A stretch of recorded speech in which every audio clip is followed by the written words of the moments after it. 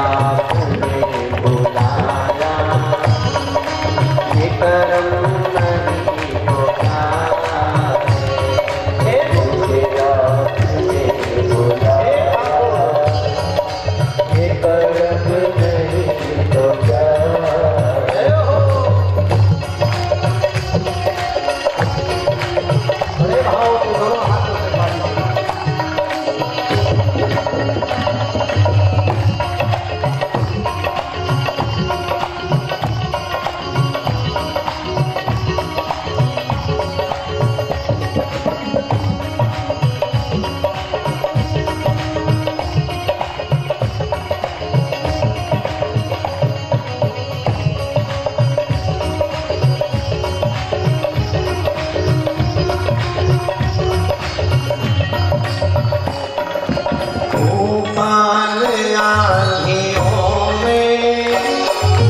तुमने ही मुझको थामा, तूफान आंधियों में तुमने ही मुझको थामा।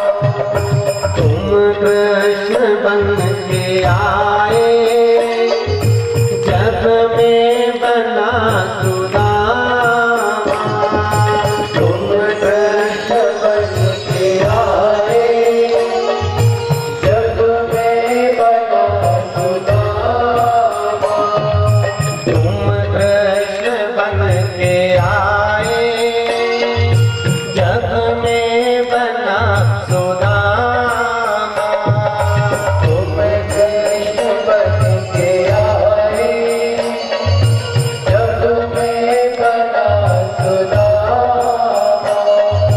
मेरी जिंदगी बदल गई, ये रहम नहीं तो क्या है, मेरी जिंदगी हे ठाकुर हे मेरे भोलानाथ, ये रहम नहीं तो क्या है, मुझे आपने बुलाया, ये करम नहीं तो क्या है, मुझे आपने बुलाया, ये करम नहीं तो क्या है।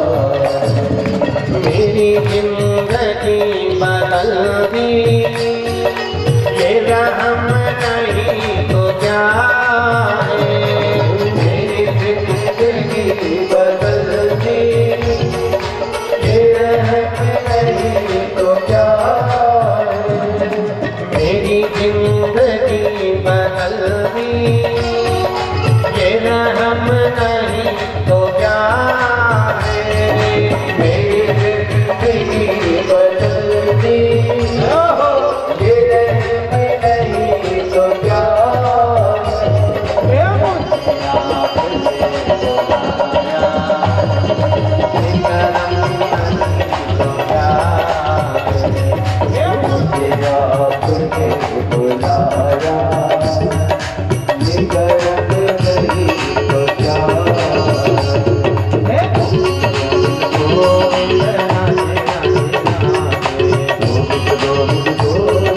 राधे राधे राधे, गोविंद गोविंद राधे राधे राधे, गोविंद राधे राधे राधे, गोविंद गोविंद राधे राधे राधे, गोविंद बोलो गोपाल बोलो,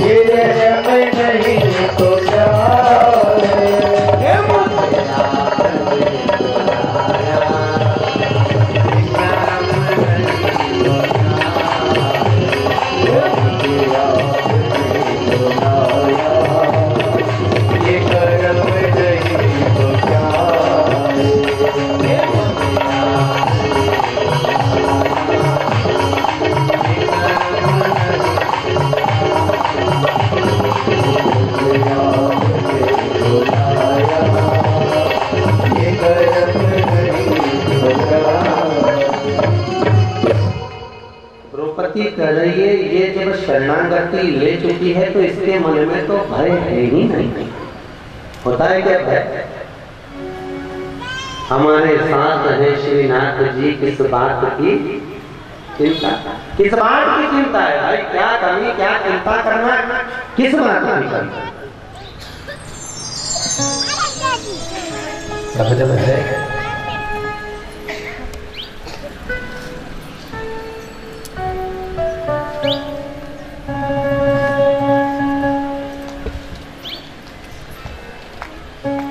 कल किसी ने मुखिया जी से जाकर प्रश्न करा, मुखिया जी गई होंगी माताएं, बताओ जरा सबसे पहली एकादशी किसने करी? मुखिया जी के दादा। हमारा एक ही प्रश्न बाकी है जो अंदर बैठा था, ये नहीं सुलझ रहा है तो दूसरा प्रश्न कौन करता? मुखिया जी बोले महाराज कहाँ का प्रश्न कर लियो? अरे मैंने कहा मुखिया जी तुम्हारे लिए थोड़ी ना करा, तो प्रश्न प्रश्न तो प्रश्न है।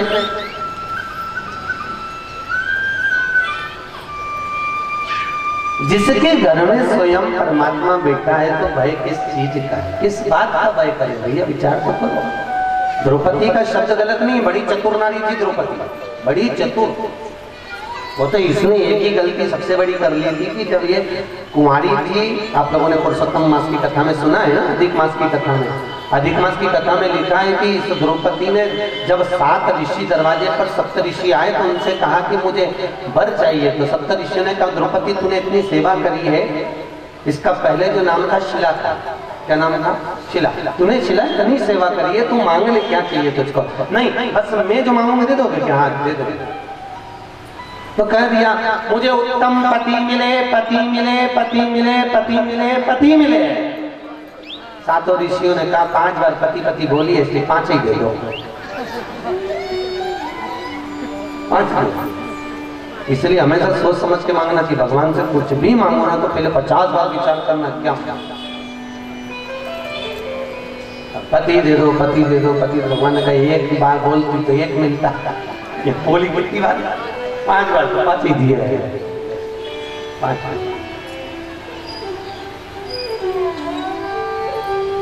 अब द्रौपदी कह रही है इसके घर में अगर ठाकुर जी विराजमान है तो भय नहीं होना चाहिए। मुझे नहीं लगता कि तलवार इन जीव जंतुओं को मारने के लिए रखी है। तुम पूछो तलवार क्यों रखी है? अर्जुन ने कहा द्रौपदी तो फालतू की बात बहुत करता। पति जो होता है ना उसका दिमाग भले 10 जगह नहीं जाए, परंतु धर्म पत्नी जो होती है ना, देखो जरा क्यों ऐसा हुआ, काय को हुआ, किस लिए हुआ, क्यों हुआ, ये क्यों, कहाँ, किस लिए, ये सब तरफ चलता ही रहता है। पूछा जाता, पूछा जाता, पूछ लिया। अम्मा, हे माँ ने पूछा क्या है बेटा, ये तलवार क्यों रखी है?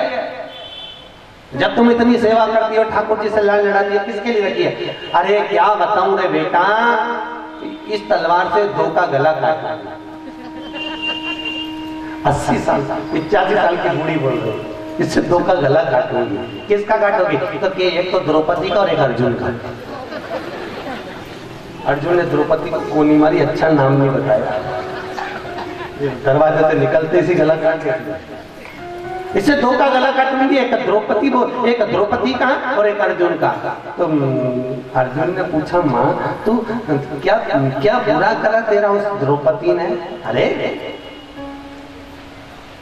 उसको क्या मालूम,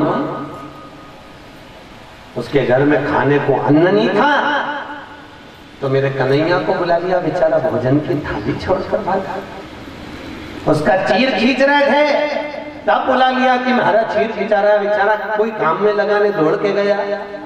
जरा जरा सी बात में भगवान को बुलाती थी, उसको क्या मालूम कि शरणागति क्या होती है और वैष्णवता का लक्षण क्या होता है। अगर द्रौपदी को मालूम होता तो भगवान को कष्ट देने के लिए बार बार नहीं बुलाती, भले चीर दुशासन खींच कर ले जाता या दरवाजों से ब्राह्मण भूखे लौट जाता, क्योंकि वो बड़ी परम भगवतीय चीज थी। ठाकुर जी से लड़ लड़ाती कभी नहीं मांगा, और अर्जुन को क्यों मारना चाहती है? तो कहे अर्जुन को इसलिए मारना चाहती हूँ, अरे जिस कोमल कोमल हाथों पर भगवान ने बंसी का नाद करा है, जिन कोमल हाथों से माखन खाया है, जिन कोमल हस्त से गोपियों के साथ रास रचाया, जिसने कभी धेनु चराने के लिए हाथ में कोई डंडा धारण नहीं करा, कोई पताका नहीं उठाई, उस कोमल हाथ में उस अर्जुन ने रथ की डोर दे दी।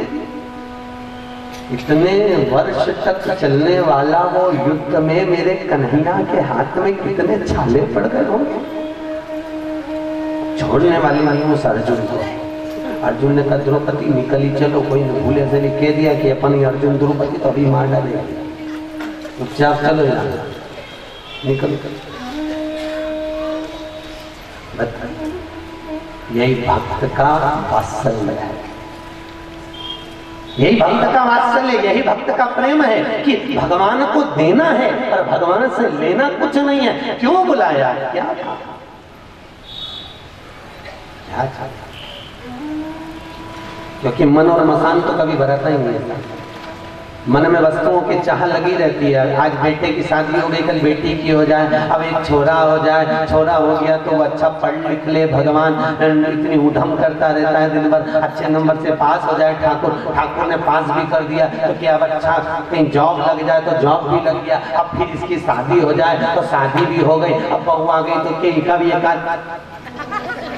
अब मन और मसान तो बनाता ही नहीं ना। जैसे मन में वस्तुओं की चाह है, उसी तरह मसान में मुर्दे ले जाके जलाते जाओ, अब मसान खाली की खाली है, चाह भाई लाल लाल।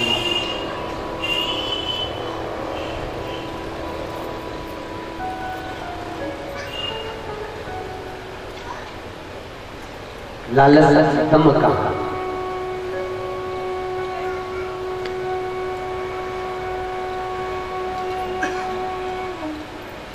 माया मदिरा मोह मर मर गया शरीर, बार बार प्राण छूट गए तक।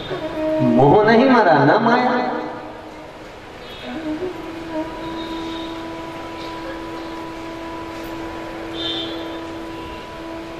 जब यशोदा जी के दरवाजे पर माया प्रकट,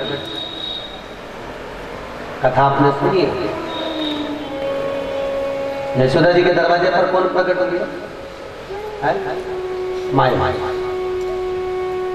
यशोदा जी के दरवाजे पर दो प्रगटे थे, याद रखना। यशोदा जी को एक बेटा हुआ था और यशोदा जी के सम्मुख में एक बेटी प्रकट। सुबोधनी में वल्लभ ने दशम स्कंद में लिखा था, एक बेटा हुआ है देवकी को और एक बेटा हुआ है यशोदा को। बस याद रखना कि देवकी के गर्भ से जो भगवान प्रगटे हैं, ये भगवान को वसुदेव जी लेकर गए हैं और ले जाने के बाद यही बालक यशोदा जी के बालक के साथ मिलता है। ये दो बालक एक होते हैं, तब वो कृष्ण कहलाता है। बालक दो हुए हैं, यशोदा को भी एक बालक प्राप्त हुआ। सुबोधनी में वल्लभ ने लिखा,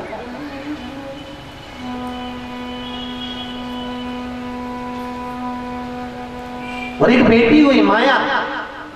उस माया रूपी कन्या से यशोदा जी ने पूछ लिया, रात्रि को जब प्रकट हुई तब पूछा यशोदा ने कि तू मेरे दरवाजे पर क्या कर रही है? तो कहती है जहां पर नारायण है वहां तो माया को जाना ही पड़ता है, और नारायण पहुंचे उससे पहले माया पहुंच जाती है। पहले नारायण बाद में आवे, माया पहले पहुंच। क्यों? क्योंकि नारायण आएंगे, लोग भजन में डूब जाएंगे, भक्ति में डूब जाएंगे। तुम भजन भक्ति में डूब गए, और अगर भजन भक्ति में ये डूब गए तो फिर तो परमात्मा मिल गया। तो माया को पहले भेजा जाता है कि इनको भरमा दिया, इनको भ्रमित कर दिया, माया पहले। तो सृष्टि की लीला में द्रौपदी का जो व्याख्यान है बड़ा बड़ा यतम मृगेन पूर्वम सजन नामम कृष्ण वयम श्री कृष्णाय शरणागतम श्री कृष्णाय शरणागतम। द्रौपदी बहुत बहुत बहुत चतुर नारी, बहुत चतुर, जिसका वैराग्य भी बड़ा है और त्याग भी बड़ा है। दुशासन द्रौपदी का केश पकड़कर सभा में लेकर आया है। सभा में, भरी सभा में, जहां पर धृतराष्ट्र विराजा है, गांधारी विराजी है, भीष्म पितामह विराजे हैं, उसी सभा में लाकर खड़ा करता रजस्वला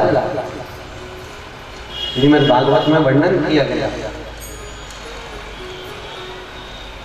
7 दिन तक नारी का रजो धर्म होता है, तो 7 दिन नारी कोई पूजन पाठ की वस्तु को हाथ नहीं लगाती। 7 दिन नारी कोई संत महात्मा को स्पर्श नहीं करती। 7 दिन नारी भोजन व्यवस्था में नहीं करती, क्योंकि वो रजस्वला धर्म धारण करेगी। अब द्रौपदी जब रजस्वला धर्म धारण करिए, केवल 3 दिन का रजो धर्म है और दुशासन उसका केश पकड़कर खींच कर लाया। जरा विचार करो, जब द्रौपदी रजो धर्म धारण करी नारी को, अरे इतना सा दुशासन ने नहीं सोचा कि जो नारी किसी को छूती तक नहीं है उसका स्पर्श कर रहा है, पकड़कर खींच कर सभा में लाया, नयन जल कर रहा है, रो रही है। और द्रौपदी ने रोते रोते धृतराष्ट्र से कहा, तुम मेरे काका ससुर हो और ये मेरी काकी सास है। अरे कोई नहीं बोलता तो कम से कम काका और काकी तो बोले। अरे मेरे सास ससुर होते तो वो सामने प्रकट होकर बोल देते, पर सास ससुर भी एक तरफ और काका काकी भी सास ससुर से भी बड़े हैं, तुम तो बोलो। पर धृतराष्ट्र बहुत बड़ा ज्ञानी था साहब, बहुत विद्वान था। हो जाता है कोई कोई बहुत विद्वान भी देवे तो उनकी औलाद ऐसी हो जाती है, क्या क्या कितना ज्ञानी। कितने बच्चे थे धृतराष्ट्र के? 100। कौन से पुराण में लिखते हैं? 100। कितने? केवल 2, एक दुशासन और एक दुर्योधन। बाकी के जो 98 थे, धृतराष्ट्र एक अनाथालय चलाता था और अनाथालय में अनाथ बच्चों को पालता था। जब अनाथ बच्चे गुरु घर पढ़ने के लिए गए तो उनसे पूछा, तुम्हारे पिताजी का नाम क्या है? तब धृतराष्ट्र ने कहा, इनका कोई पिता नहीं, मेरा नाम लिख दो। तब पिताजी के नाम के आगे धृतराष्ट्र का नाम लिखा गया। 98 वो थे और 2 ये हुए, ऐसे मिला के 100 हुए। ओरिजिनल कहते हैं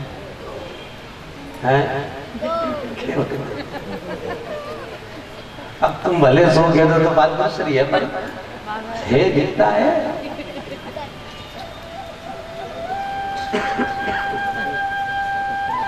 केवल 2।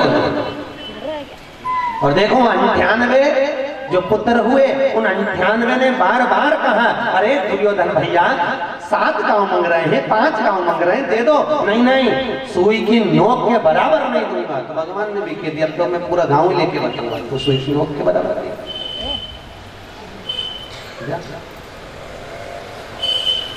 एक नोक बराबर, सबने समझाया, नहीं माना। धृतराष्ट्र बहुत दानी था, बहुत सत्कर्मी था, परंतु क्या करे, अब बच्चे जब बड़े हो जाते हैं ना, माँ बाप की चलना धीरे धीरे विचारों की बंद हो जाता है। बहुत पहले माँ बाप की चलती है। मैं तो कहूँ जब तक तुम्हारी चले, जब तक खूब दान पुण्य धर्म सत्कर्म कर लो, इसके बाद में जब चोरा चोरी की चलना चालू हो जाए तो बड़ा सोच समझ के देना पड़ता है कि कोई देख तो नहीं रहा है, 5 रुपए चढ़ा रहा है, बड़ा सोच। धृतराष्ट्र 50 बार विचार कर चुका कि ये मेरे भाई के बच्चे हैं, अरे दे दो, 5 गांव दे दो, 7 गांव दे दो। और दुर्योधन नहीं, 1 गांव नहीं और 1 सुई की नोक के बराबर नहीं दूंगा, चाहे कुछ भी हो। अब बेटा के तो सुननी पड़ेगी, तो इधर गांधारी बैठी, ये भी भारत की पहली थी कि पति अंधा हुआ, अंधा था तो पत्नी ने और ही पट्टी बांध ली, ले तेरे साथ में भी भाई भाई।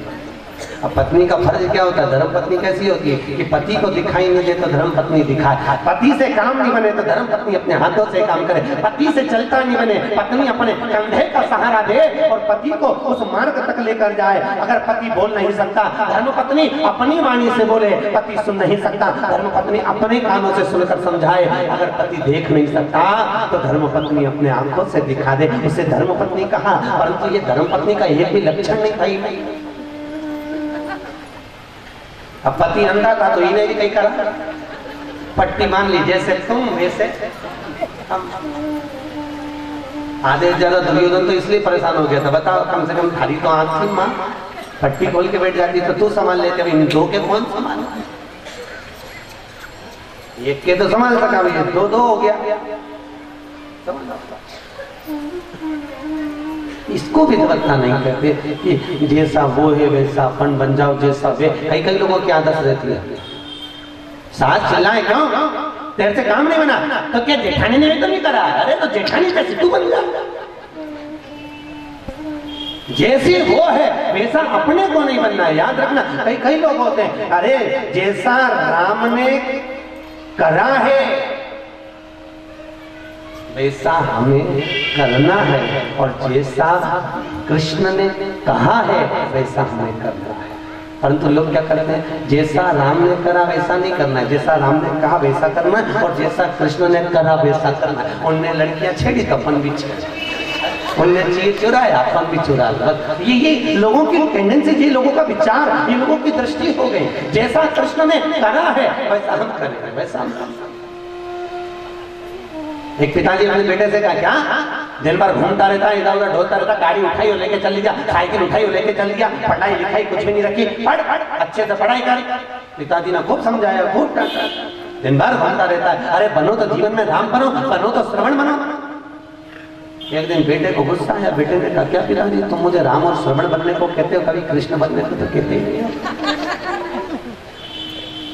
पिताजी बेचारे चुप हो गए। पिताजी ने क्या कहूं अब इसको, अगर मैं कृष्ण बनने को कहूंगा तो आड़े खड़े काम करेगा। पिताजी ने कुछ नहीं करना।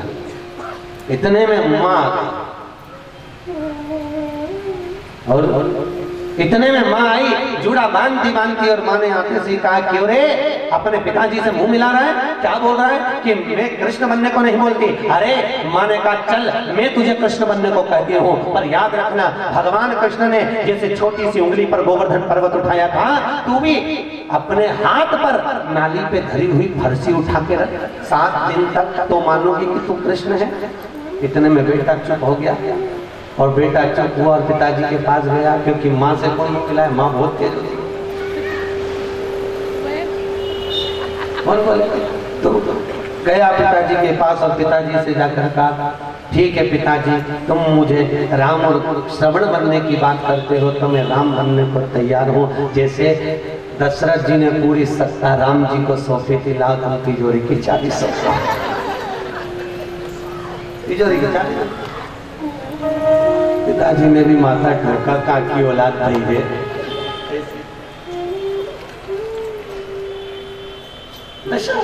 ठीक है,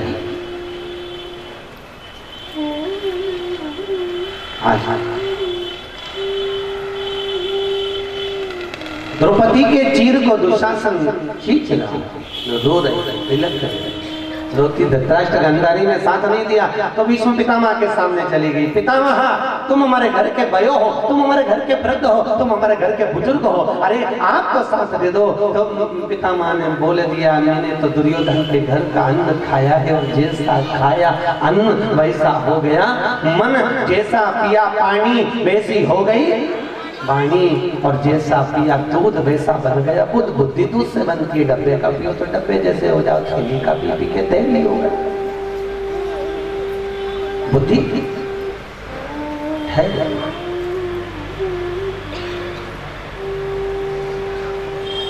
अन्न का असर है, अन्न का बड़ा प्रभाव पड़ता है साहब, बड़ा प्रभाव।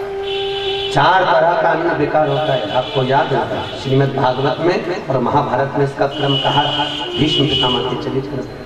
पहला जिस भोजन को लांगा गया हो, जिस भोजन को लांग दिया जाए वो भ्रष्टा के बराबर होता है, गंदगी के बराबर। दूसरा, जिस भोजन में ठोकर लग जाए वो खाने के लायक नहीं होता, गाय को देने के भी लायक नहीं होता। याद रखना, कुत्ते को डाला जाता जिसमें ठोकर लग जाए। तीसरा, जिस भोजन में केश पड़ा हो, बाल पड़ा हो, उस भोजन को करने वाले को दरिद्रता प्राप्त होती है। और चौथा भोजन, जिस भोजन को पत्नी एक ही थाली में पति के साथ कर रही हो तो वो भोजन मदिरा के बराबर होता है। श्रीमद् भागवत में और महाभारत में इसका वर्णन।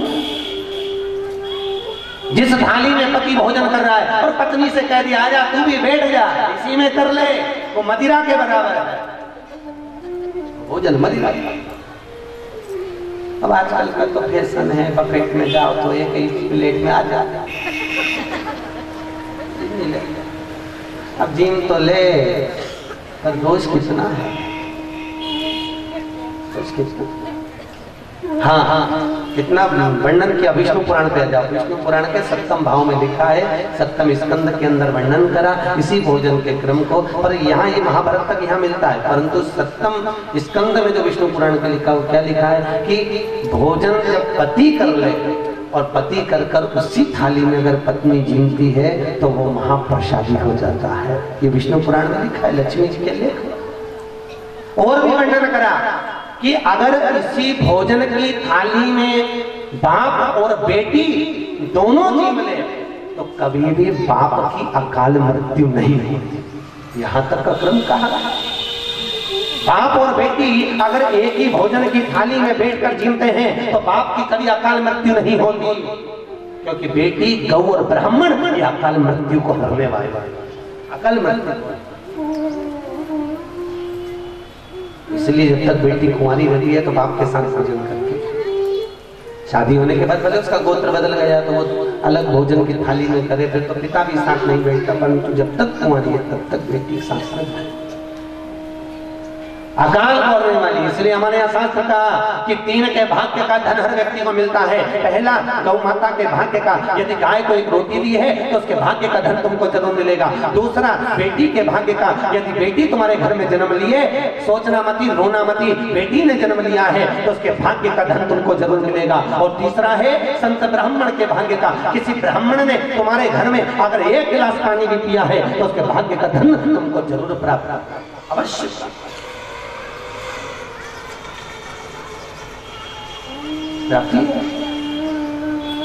हेमकुंडल की कथा कहती है,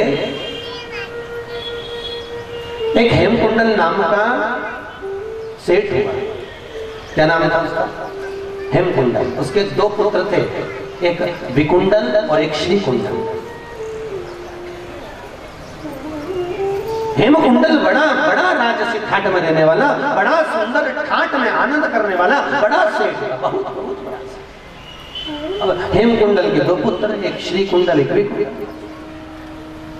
दोनों।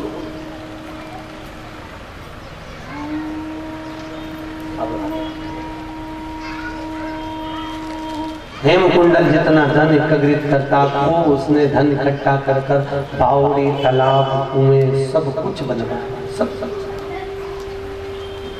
बनवाया। कुएं, बावड़ी, तालाब सब बनवाए, जहां तहां मंदिर देवालय बनवाए, जहां तहां मंदिर शिवालय बनवाए, सब तैयारी करी गई, खूब बनवाया है, खूब।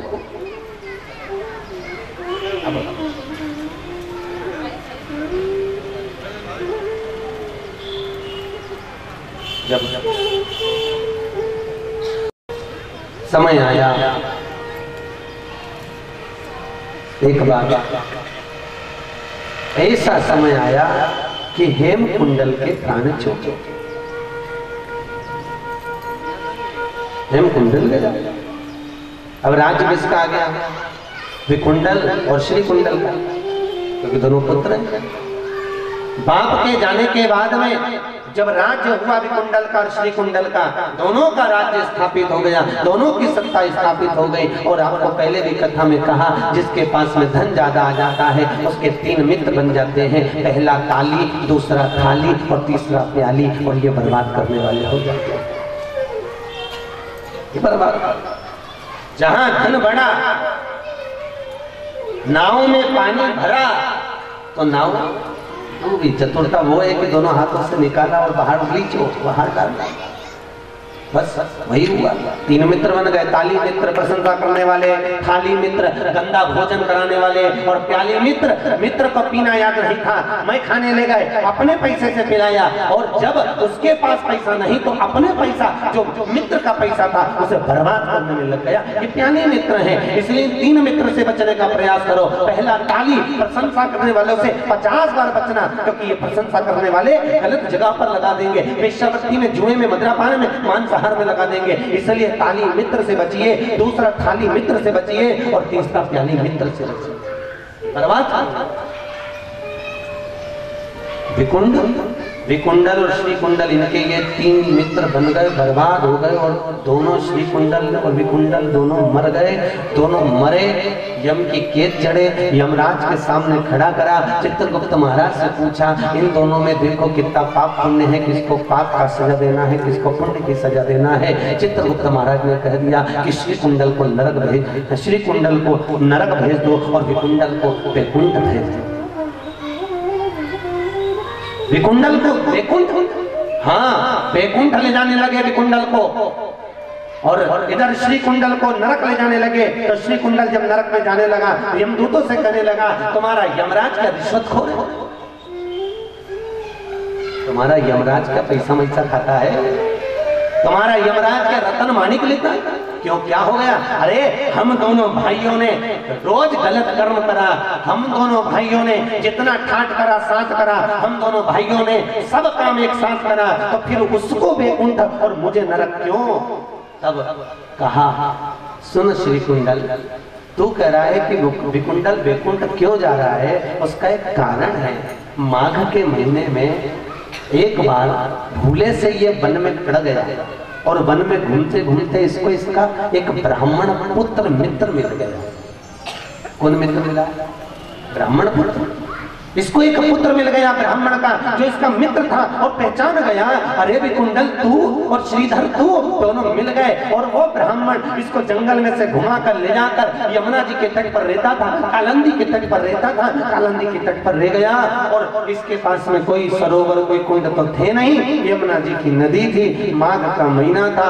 1 महीना ये विकुंडल उसके पास में रहा, ब्राह्मण पुत्र के पास, और प्रतिदिन स्नान इसका करा, यमुना जी का प्रतिदिन स्नान। एक तो माघ का महीना, दूसरा 1 महीना स्नान कायम है यमुना जी में, और तीसरा रे किसके साथ रहा है? ब्राह्मण पुत्र के साथ। तो वो रोज पूजन करता, पाठ करता, आरती करता, अर्चना करता, भगवान के सामने भोजन की थाली धरता, जो भोजन आता वो दोनों मिलकर खाते। तो क्या मिल रहा है? प्रसाद। और तीसरा, रोज ब्राह्मण का बालक सत्संग करता, संकीर्तन करता, हरिस्मरण करता, उसका कानों में भले जा रहा है। और तीसरा, जिस मूर्ति की ये पूजन करता वो विकुंडल भी उसका दर्शन करता, तो दर्शन भी मिल रहा है, कीर्तनम भी मिल रहा है, श्रवणम भी मिल रहा है, सब कुछ कर रहा है। 1 महीना जो माघ के महीने में यमुना जी में स्नान कर लिया, तो उसका भी तो पुण्य मिलेगा। इसलिए विकुंडल को तो क्या मिल गया? वैकुंठ, और श्री कुंडल को नरक। केवल तुम्हारा 15 मिनट का भी अगर कर्म है सेवा का, अगर तुम ठाकुर जी से लाड लड़ा रहे, ठाकुर जी का श्रृंगार कर रहे, ठाकुर जी का स्नेह तुम्हारे हृदय के भीतर जो चल रहा है, बस वही कर्म तुम्हारा सार्थक है। कर्म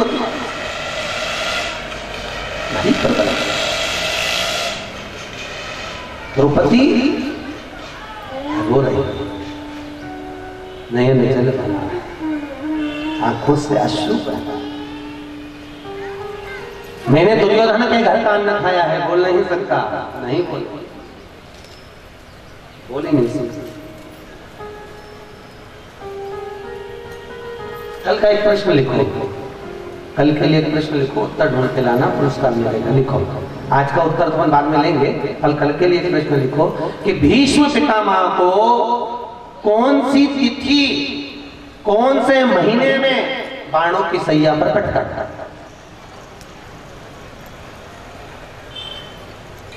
लिखो प्रश्न, कल ढूंढ के ला, परंतु मुखिया जी से मत पूछना।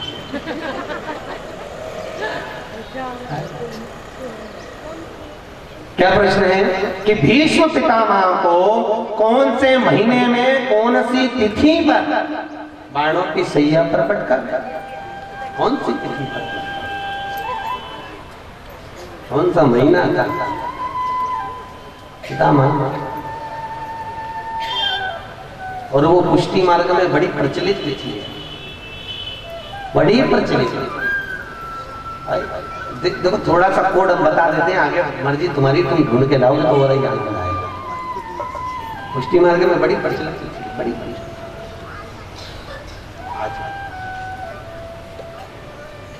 वीरशो वीरति गतेशो महाकृष्ण श्री कृष्णाय शरणागतम, श्री कृष्णाय शरणागतम। अब यहाँ पर पितामह कह रहे हैं कि मैंने दुर्योधन के घर का अन्न खाया है, इसलिए मैं कुछ कह नहीं सकता।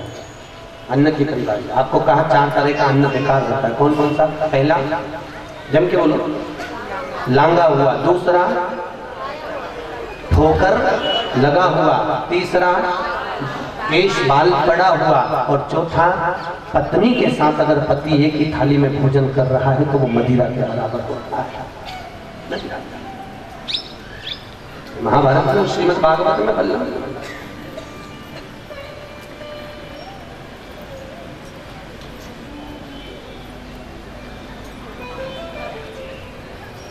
और ये क्रम समुखता है, समुख। एक बार पूछ लिया दुर्योधन ने शकुनी मामा से, मामा मेरे को एक बात समझ में नहीं आती कि मेरे इतने सारे भाई मारे जा रहे हैं और ये देखो तो एक भी पांडव नहीं मरता, ऐसा क्या हो गया है? आखिर क्या बात है? ये पितामह को क्रोध क्यों नहीं आता? क्रोध क्यों नहीं? अरे पितामह को क्रोध नहीं आता, ये मैं जानता हूं, तो आता क्यों नहीं? शकुनी मामा ने कहा, भांजे पितामह को क्रोध नहीं आता, इसका एक कारण है कि पितामह एकांत में भोजन करते हैं, पर्दे में भोजन करते हैं, सात्विक भोजन करते हैं। और आपको पहले कथा में वर्णन किया, भजन, भोजन, धन और नारी, ये 4 पर्दे में है। क्या क्या? पहला भजन, हम जो माला जपते हैं वो गौमुखी के अंदर भजन।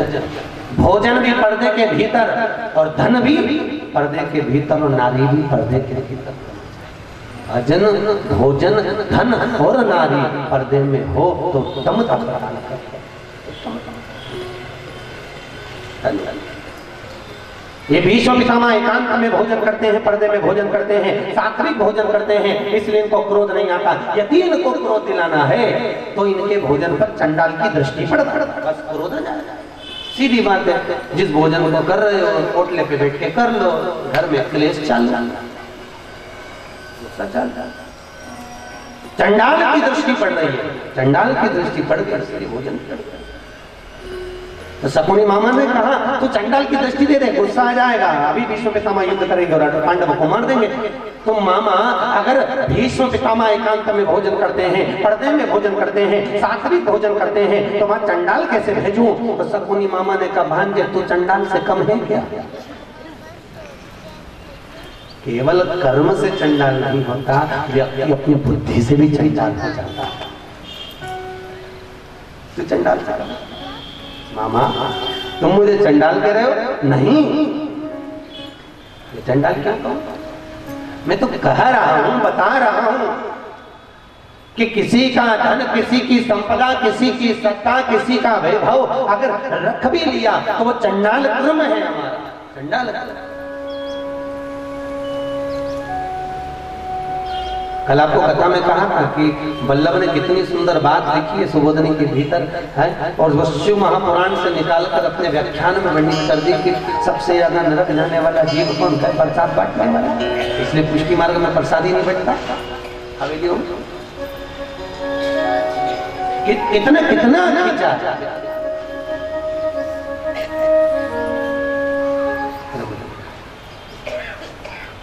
पितामह ने कहा, दुर्योधन ने कहा प्रैक्टिकल करता हूं, और प्रैक्टिकल का योग है, करते रहिए, जरूर करिए।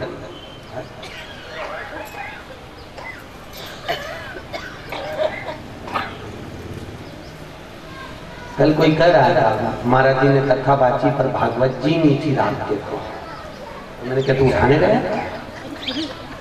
अरे देखता तो शरीर रजाई के नीचे थी।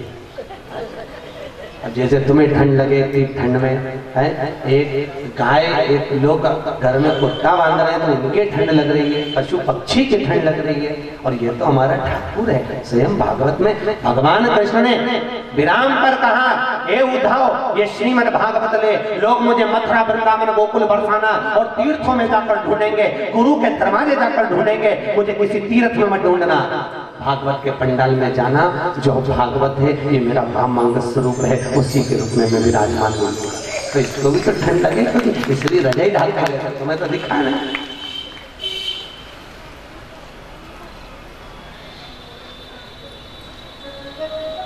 क्रम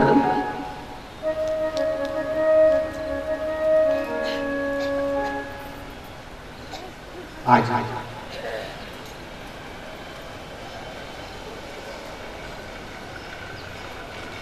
दुर्योधन ने भीष्म पितामह के भोजन पर दृष्टि दी, बुद्धि बदल गई बुद्धि, और बुद्धि बदली, और पितामह ने संकल्प ले लिया कि कल का सूर्यास्त होते हुए अर्जुन नहीं देख पाएगा। बस आ गया,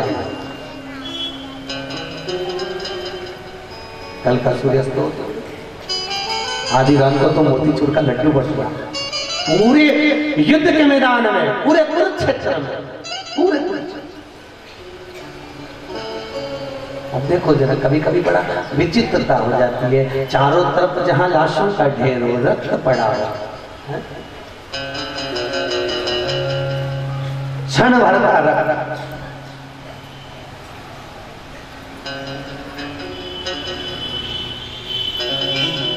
अर्जुन जैसा योद्धा, और वो भी चतुर योद्धा, जिसके सारथी कौन है? अर्जुन के तो बोलो, भगवान कृष्ण। अर्जुन चाहता तो भगवान कृष्ण को सारथी नहीं बनाता, और न भगवान कृष्ण सारथी बनते, पर अर्जुन विद्वान था, उसको मालूम था कि ये परमात्मा है, और इस परमात्मा को रथ का सारथी बना दिया जाए।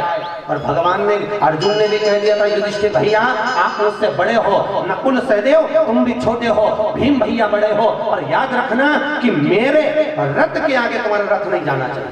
इसलिए कभी भी युद्ध में देखना, तुम पांडवों और कौरवों का युद्ध हुआ तो 4 रथ पीछे थे और अर्जुन का रथ आ गया। क्यों? क्योंकि अर्जुन ने कह दिया था ये कृष्ण है, इसके नयन, पुष्टि मार्ग में वल्लभ ने सुबोधनी में लिखा है, ठाकुर जी के नयन कितने तरह के, मैंने भागवत में कई बार बताया, 126 तरह के नेत्र है भगवान। कितने तरह के? 126 तरह के नेत्र हैं, चलित नेत्र, बलित नेत्र, ये भगवान के नेत्र 126 तरह।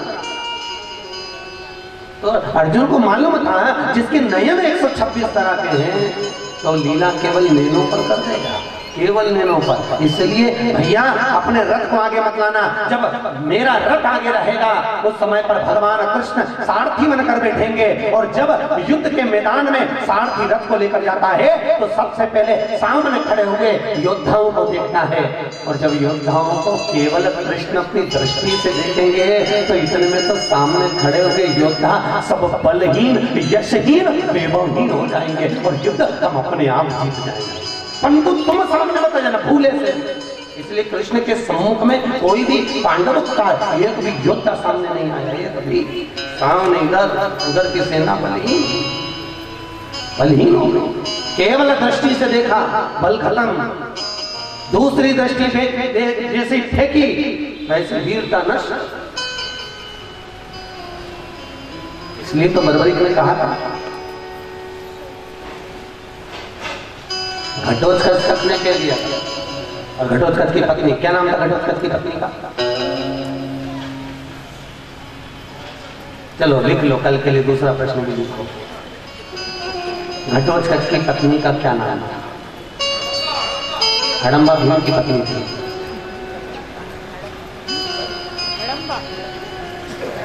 घटोत्कच की पत्नी का नाम था हड़म्बा भीम की पत्नी थी, जो मीनाक्षी देवी की पूजन करती थी।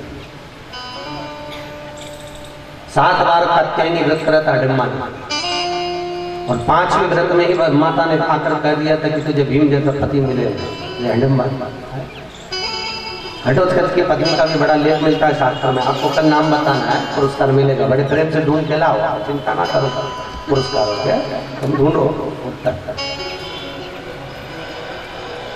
घटोत्कच की धर्म पत्नी तक इतनी चतुर थी, इतनी वीर थी कि वो भी कह दी कि ये युद्ध चल रहा है, इस युद्ध में केवल पांडवों की विजय होना है, निश्चित है,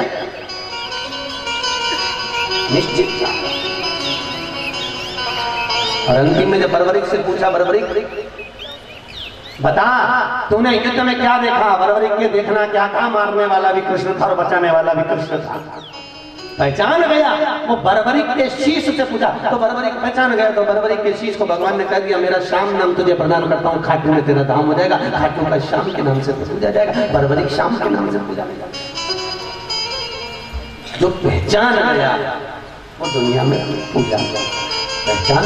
देखो मीरा पहचान गई, कर्मा पहचान गई, नामदेव, ध्रुव, प्रहलाद सब पहचान गए। जो पहचान गया वो पूजा गया, पहचान।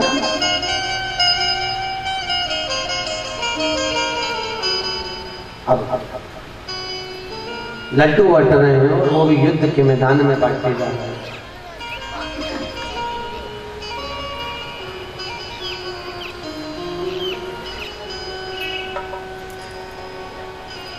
युद्ध के मैदान द्वारिका नाम के द्वारपाल लड्डू खा रहे थे। भगवान ने आकर पूछ लिया, ये लड्डू किस बात का खा रहे हो? कि स्वामी दरवाजे पर लड्डू इसलिए बट रहे हैं क्योंकि भीष्म पितामह ने संकल्प लिया है कि कल का सूर्यास्त होते हुए अर्जुन नहीं देख पाएगा। कन्हैया ने कहा ला 2 लड्डू मारे भी दे, अब मैं भी खाई लूं, कल अर्जुन मरी भी है, मैं भी खा लड्डू लिया। द्वारिका नाथ लेके द्रौपदी के पास गए, द्रौपदी ये लड्डू ले लिया। द्रौपदी ने कहा प्रभु इतनी रात को लड्डू किस बात का है? अरे द्रौपदी तू खा दो। द्रौपदी ने लड्डू खाया और भगवान ने कहा द्रौपदी कल तेरा पति मरने वाला है। द्रौपदी के वाह भैया क्या कहने, मेरा भाई मेरा पति मरने वाला, इस बात के लड्डू खिला रहा, ठीक है ला दे। भगवान ने कहा लड्डू खाना छोड़, दासी के कपड़े पहन ले, नौकर सेवक के कपड़े पहन ले। द्रौपदी ने कहा क्यों? चल भीष्म पितामह के कक्ष में चल और भीष्म पितामह के चरण पकड़ लेना। जब तक भीष्म पितामह आशीर्वाद ना दे दे अखंड सौभाग्यवती होने का, तब तक मुख मत दिखाना। ले गए द्रौपदी को। चली द्रौपदी दासी के कपड़े पहनकर। जब बीच रास्ते में पहुंच गए, सामने भीष्म पितामह का कक्ष था। भगवान ने कहा तू दासी बनकर जा रही है और दासी चप्पल नहीं पहनती और तू चप्पल पहनी है, ला चप्पल मुझे दे। भगवान ने द्रौपदी से चप्पल ले ली। चप्पल में चप्पल को फंसाया मेरे द्वारिका नाथ ने और चप्पल ले गए। आम के पेड़ के नीचे चप्पल का टेका लगाया और काली कमल ओढ़कर मेरा द्वारिका का नाथ सो गया। चप्पल का टेका लगा।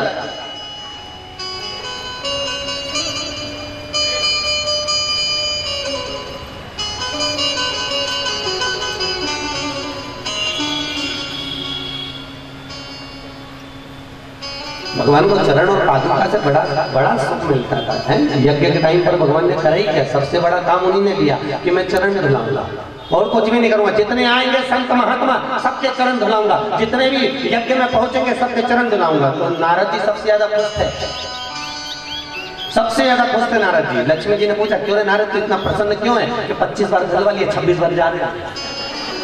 क्योंकि श्राप लगा था, एक जगह नहीं बैठ सकता, बार बार चले जाता रहा, उसको कोई रोकता भी नहीं था। फिर फिरा जितनी बार आए उतनी बार पांव धुलवा। तो भगवान से युधिष्ठिर ने पूछा कन्हैया कि मेरे को ऐसा लग रहा है तुम्हें थोड़ा क्रोध आ रहा है, किस पे? किसी पे आ रही है? तो बार बार जा रही है। 25 बार धुलवा चुका, अब 26 बार आएगा। प्रसन्न चप्पल कर किया।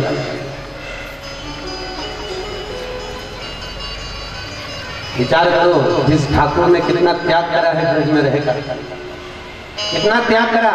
ब्रज की भूमि पर, ब्रज के रज में जब तक भगवान कृष्ण रहे तब तक ना तो सिले हुए कपड़े पहने, ना बाल कटवाए, ना शस्त्र उठाया और ना चप्पल पहने, ना चप्पल पहने, ना सिले हुए कपड़े पहने जब तक ब्रज में रहे, और ना चप्पल पहन रहे, ना सिले कपड़े पहन रहे, ना बाल कटवा रहे और ना शस्त्र उठा। जितने भी राक्षसों को मारा हाथ से निपटा दिया। वो एक ही को मारा था, वो भी कला को कथा में कहा था, क्या काय से मारा था? घास से। कौन सी घास थी? मुरा नाम की घास। और मुरा नाम की घास से मारा था, इसलिए भगवान का नाम मुरारी था। कला को कथा में मैंने केवल बंसी का नाम करा, उससे मुरारी नहीं हुए भगवान। भगवान ने मुरा नाम की घास से मारा था, क्योंकि बंसी तो भगवान के पास बाद में आई। तब तो भगवान की आयु केवल 1.5 वर्ष की थी जब मुरा नाम की घास से भगवान ने राक्षस को मारा। मुरारी नाम था।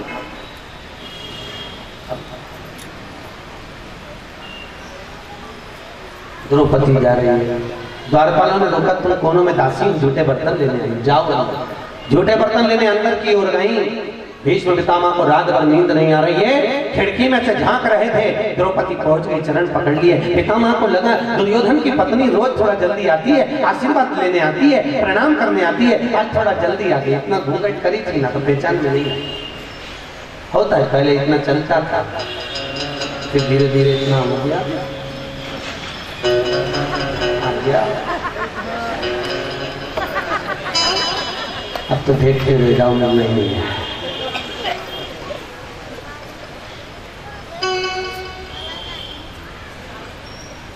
पूना में कौन सी रोड थी?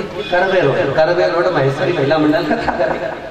अब वो बोली, गुरुजी तुम तो गायत्री परिवार की वो कौन सा है, हम बदलेंगे युग बदलेगा, हम सुधरेंगे युग सुधरेगा। तुम उसका तो कभी, हमारे यहाँ जितनी कथा होती है सब ये बोलते गौ माता की जय हो, हम बदलेंगे युग बदलेगा, धर्म की जय हो, अधर्म का नाश हो, ये तो कहीं बोलते ही नहीं। मैंने कहा बदलने की जरूरत क्या, दिख रहा है एक ही चीज बदली है। भले युग बदला चाहे बदला, और वो मेहंदी जरूर बदल गई। यहाँ थी, यहाँ पहुंच गई, बच्ची कुची थी तो यहाँ आ गई, और बच्ची कुची थी यहाँ घर आ गई। अब क्या बदलेगा? और तुम बोलो कि ये बोलो, बदलाव और होना चाहिए। थोड़ा थोड़ा बदलाव बहुत जरूरी है। बदलो, मना नहीं है, परंतु अपनी बुद्धि को, अपने चित्त को, अपने मन को बदलना, अपनी दृष्टि, अपनी सोच को बदलना। आज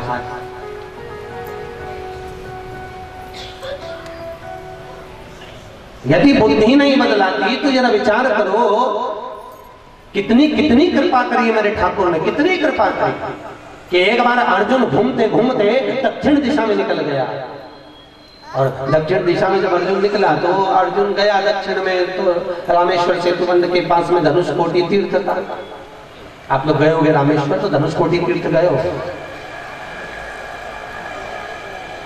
जो लोग रामेश्वर जाते हैं तो समुद्र के तट पर धनुषकोटि तीर्थ बना।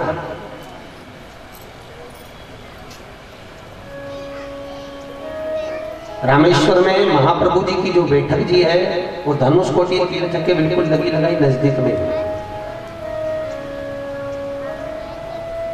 धनुषकोटि तीर्थ के पास में अर्जुन गए और अर्जुन आराम से थक गए थे तो उन्होंने स्नान करा उस तीर्थ में। धनुषकोटि तीर्थ में स्नान कर रहे हैं, वो स्नान करा, थके बैठे, थोड़ी देर घूमने गए तो उन्होंने क्या देखा, एक पर्वत पर एक बंदर बैठा। कौन बैठा है? बंदर। कहाँ बैठा है? पर्वत पर। एक पर्वत पर एक बंदर को देखा और पर्वत पर बंदर को देखकर अर्जुन ने पूछ लिया कि तुम कौन हो? इतने में बानर बोला, अहंकार भरे शब्द रख कर बोल दिया, अरे तुम मुझे नहीं जानते, मैं वो बानर हूँ जिसने राम जी को पत्थर खिलाकर सेतु बांधकर हजारों कोस का सेतु बांधकर जिसने राम जी को विजय दिलवाई। अर्जुन का मन कचोट गया। क्यों कचोट? क्योंकि शब्द कैसे थे? अहंकार। शब्द अहंकार। मैं वो वानर हूं, मैं वो पवन पुत्र हनुमान हूं जिसने राम जी को पर्वत पत्थर गिरा कर विजय दिलवाई है सेतु बांधकर। अर्जुन का मन कचड़ गया और अर्जुन को थोड़ी क्रोध आ गया और अर्जुन ने कहा हनुमान तुम इतने भारी शब्द बोल रहे हो, बोलने से पहले सोचो तुम दास हो और दास की अनुकूल हमारे शब्द ठीक नहीं। अरे हनुमान तुम जानते नहीं थे, राम जी को राम जी चाहते तो बाण छोड़ देते और बाणों का सेतु बांध देते और बाणों का सेतु बांधकर पार हो जाते। हनुमान कहने लगा ऐसे बाणों के सेतु को तो हमारे बंदर पांव से दबा देते, तोड़ देते। अर्जुन को और गुस्सा आया। अब ये लीला तो सब ठाकुर जी को करना है, यह लीला सब करत कनाई, जो कुछ भी करना है सब ठाकुर ही करने वाले। अर्जुन को और गुस्सा आया। अर्जुन ने कहा इतनी बड़ी बात मत कर, राम जी के पास वो विद्वत्ता वो धनुष वीरता थी धनुष का, पर सेतु बांध दे तो पार हो जाता है। अरे उन सेतु को तो हम पांव से तोड़ देते। इतने में तो अर्जुन ने कहा अरे राम जी तो राम जी का ये सेवक भी कोई कम नहीं है, मैं अगर सेतु बना दूं तो हनुमान तुम ही तोड़ सकते। हनुमान जी ने कहा बना के दिखा।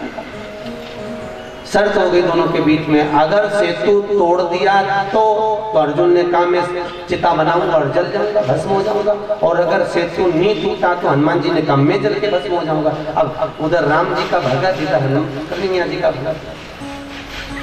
सेतु बना और सेतु बना अर्जुन ने तैयार करा और सेतु टूटने लगा। जैसे टूटने लगा तो अर्जुन से कहा अर्जुन अब तू जल जा। अर्जुन को चिता लगाने लगा। इतनी देर में द्वारिकानाथ ठाकुर ने तुरंत एक बनिए का रूप ले लिया और बनिए का रूप लेकर बीच में आकर खड़े हो गए कि तुम दोनों ने ये क्रम रखा कि ये हार जाएगा तो ये चिता में जल जाएगा, ये हार जाएगा तो ये चिता में जल जाएगा। पर मेरा एक मन में बात है कि तुम्हारे बीच में देखने वाला कौन था? उत्तर कोई हो साक्षी, तो मतलब साक्षी कौन? तो इतने में हनुमान जी ने कहा बिल्कुल सही कह रहे हो, अर्जुन ने कहा बिल्कुल सही कह रहे हो, साक्षी कौन है बताने वाला? तो बीच में कोई एक मध्यस्थ होना चाहिए जो निर्णय दे। तो एक काम करो, इस बनिया को निर्णय के लिए रख लो, वो तो स्वयं द्वारे करा निर्णय दे बेटा। देखिए अब की बार धनुष से बाण बना सेतु। अब जो सेतु बनाया हनुमान जी ने पांव धरा, टूटे ही नहीं। क्यों नहीं टूटा? कौन खड़ा? बनिए के रूप में ठाकुर। अब जब भगवान कृष्ण स्वयं खड़े हैं, सेतु बन गया, हनुमान से नहीं टूटा तो हनुमान भस्म होने लगे, चिता लगाने लगे, जलने लगे, तैयारी करने लगे। इतने में भगवान द्वारिकानाथ अपने असली स्वरूप में प्रकट हो गए और द्वारिकानाथ ने कहा हनुमान क्यों लड़ता है? तू भी सेवक है, ये भी सेवक है, बस इसकी भी दृढ़ता है और तेरी भी दृढ़ता है। तुझे अहंकार आ गया था, इसलिए तेरे अहंकार को तोड़ने के लिए अर्जुन यहाँ आया और अर्जुन के अहंकार को तूने तोड़ा। इसलिए तुम दोनों एक मिल जाओ और मेरी प्रार्थना, मेरी विनती यह है और मेरी आज्ञा यह है कि तुम एक काम करो हनुमान, अर्जुन की रथ की ध्वजा में पताका में तुम विराजमान हो जाओ। उस दिन से अर्जुन की पताका में हनुमान जी विराजमान हुए, उस दिन विराजमान। पताका में बैठना का भी एक क्रम है। आज चप्पल करके का लगाकर द्वारिकानाथ से और आशीर्वाद क्या दिया है? भीष्म पितामह ने देखा दुर्योधन की पत्नी थोड़ा जल्दी आ गई, आशीर्वाद दे दिया अखंड सौभाग्यवती। अरे बोलो तो भव। जैसे ही बोला अखंड सौभाग्यवती भव तो द्रौपदी ने पल्लू हटाया। जैसे ही हटाया तो भीष्म पितामह ने कहा द्रौपदी तू? द्रौपदी कहती है पिताजी अब तो कल देखेंगे कि आशीर्वाद रहता है कि संकल्प रहता है। कल देखा। भीष्म पितामह ने तुरंत रात्रि को पत्र लिखा, ध्यान लगाकर देखा कि इसको आधी रात को यहाँ भेजा किसने। जो भीष्म पितामह ने ध्यान लगाकर देखा तो पितामह क्या देखते हैं? जिसने इसको भेजा है वो चप्पल का टेका लगाकर खाली कमल ओढ़कर आराम से आम के पेड़ के नीचे सो गया, आराम से। बस पितामह ने पत्र लिख दिया, युद्ध के मैदान में युद्ध प्रारंभ होने जा रहा है। पितामह ने पत्र छोड़ा, द्वारिकानाथ के चरणों में गया। द्वारिकानाथ ने पत्र निकाल कर पढ़ा तो पत्र में लिखा था दीन बंधु दीनानाथ मेरी डोरी पे है। अब वही बात हो गई, तुम्ही ने दर्द दिया है तुम्ही दबा दे। तुम्ही ने द्रौपदी को भेजा था, आशीर्वाद दिलवाया था और वचन दिलवाने वाले भी तुम हो। अब मेरी लाज तुम्हारे हाथ में है। ऐसा होना चाहिए ना वचन टूटे ना आशीर्वाद टूटे। तब भगवान अर्जुन को बोले कि आज तिथि अच्छी है, दिन अच्छा है, महीना अच्छा है, आज ही बाण छोड़ दे, पर बताऊंगा नहीं कौन सी थी, क्योंकि प्रश्न में है महीना और तिथि बताना है आपको। कल आज महीना अच्छा है, तिथि अच्छी है, ऐसा बाण छोड़ कि भीष्म पितामह के शरीर में एक एक बाण छेदित हो जाए और बाणों की सैया पर पितामह पड़ जाए। छोड़ बाण।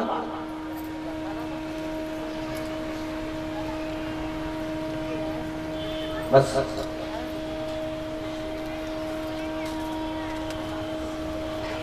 बाणों की सैया पर पितामह को पटक दिया।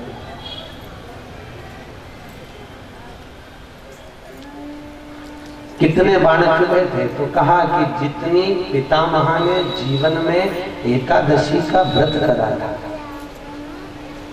जितने व्रत करे थे एकादशी, उतनी एकादशी ने भीष्म पितामह को अपने हाथों पर झेलाया। शास्त्रों में वर्णन मिलता है। मायावाद का खंडन करते हुए जगन्नाथपुरी में महाप्रभु जी ने यह भी एक क्रम लिखा। 19 मायावाद के खंडन करा, उसमें खंडन है कि आप सोमवार का व्रत करो, मंगलवार का व्रत करो, बुधवार, गुरुवार, शुक्रवार, शनिवार जितने व्रत कर रहे हो, ये आपके साथ जाने वाले व्रत नहीं है। व्रत कौन सा जाएगा? तो शास्त्र वर्णन करता है कि आपने अपने जीते जी जो एकादशी का व्रत करा है, वो एकादशी अंतिम समय तक आपके साथ जाने वाली है। एकादशी इसलिए कहा वल्लभ कुल की एकादशी करो, भले बकरी जैसे चरो, और एकादशी जरूर खूब चरो।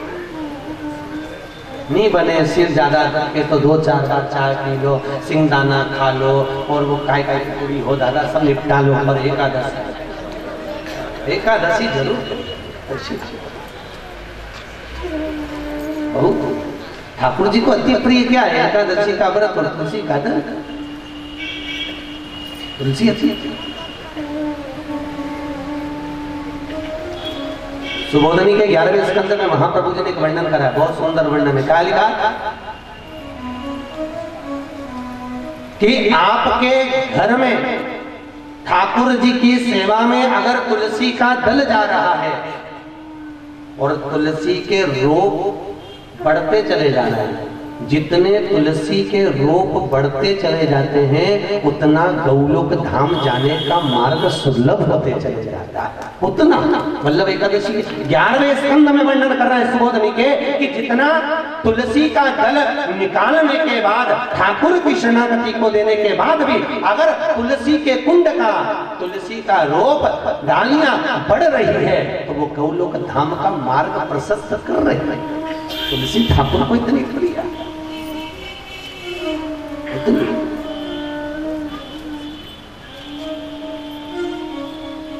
मंदिर अंदर सांवरिया ने बाल तुलसा, अरे थाला दे बोलावे अंदर आओ तुलसा। लहंगा लाया, चुनर लाया, पेरो तुलसा।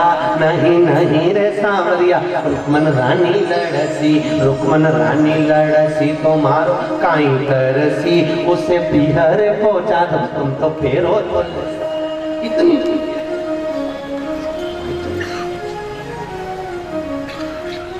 अति कि मीठे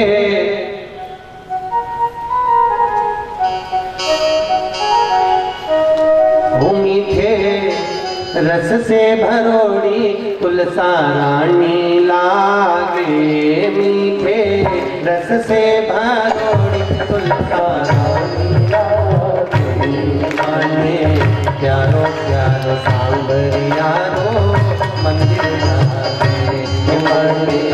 प्यारो प्यारो सांवरिया रो मंदिर। दोनों हाथों से ताली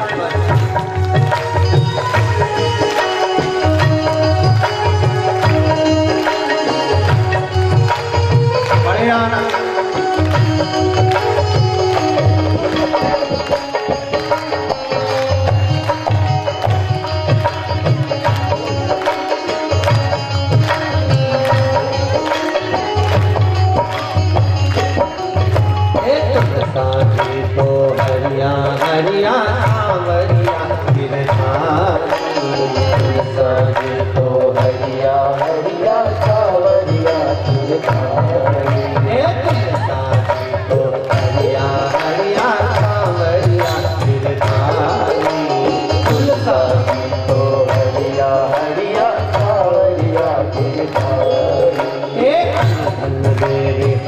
तारानी मुक्ति दे गिरधारी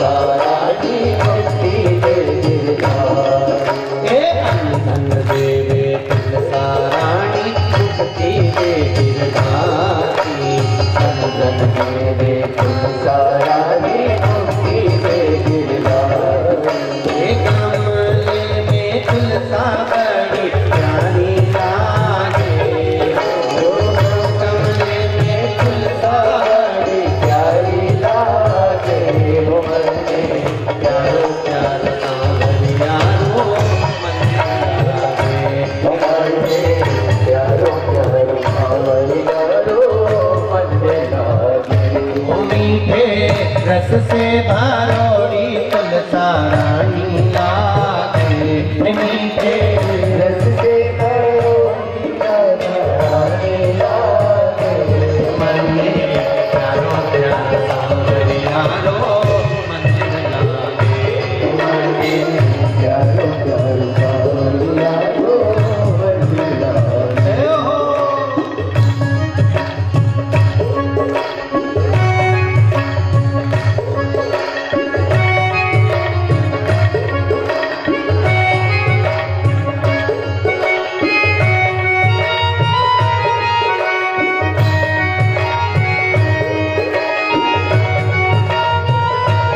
दोनों हाथों से थाली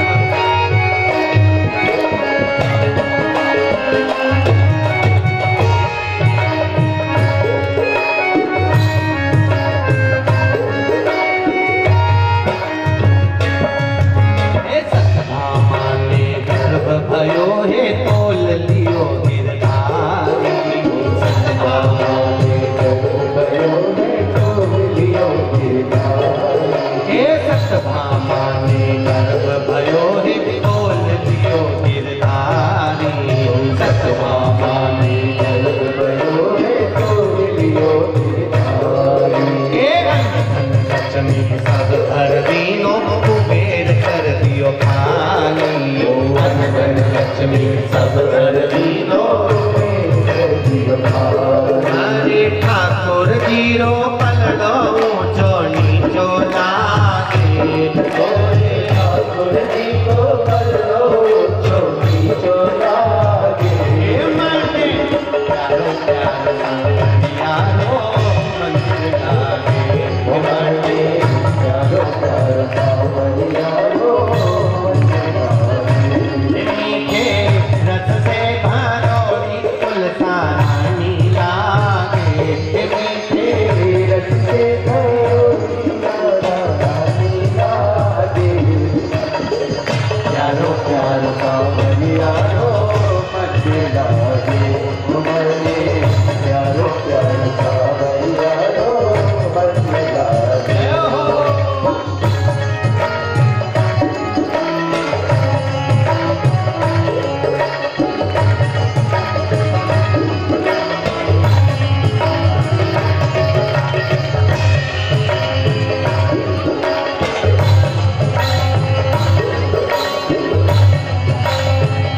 बड़े आनंद में दोनों हाथों से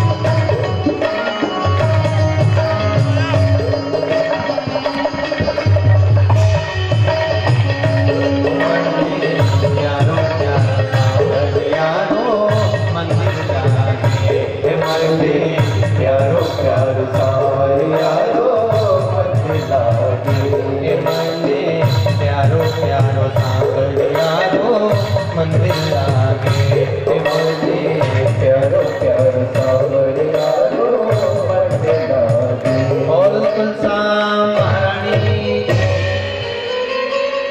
ठाकुर को अति प्रिय है। एकादशी और तुलसा जाता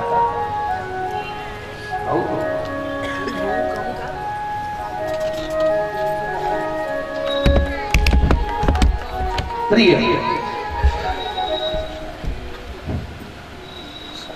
वो एकादशियों ने आकर भीष्म पितामह को हाथों पर हाथों पर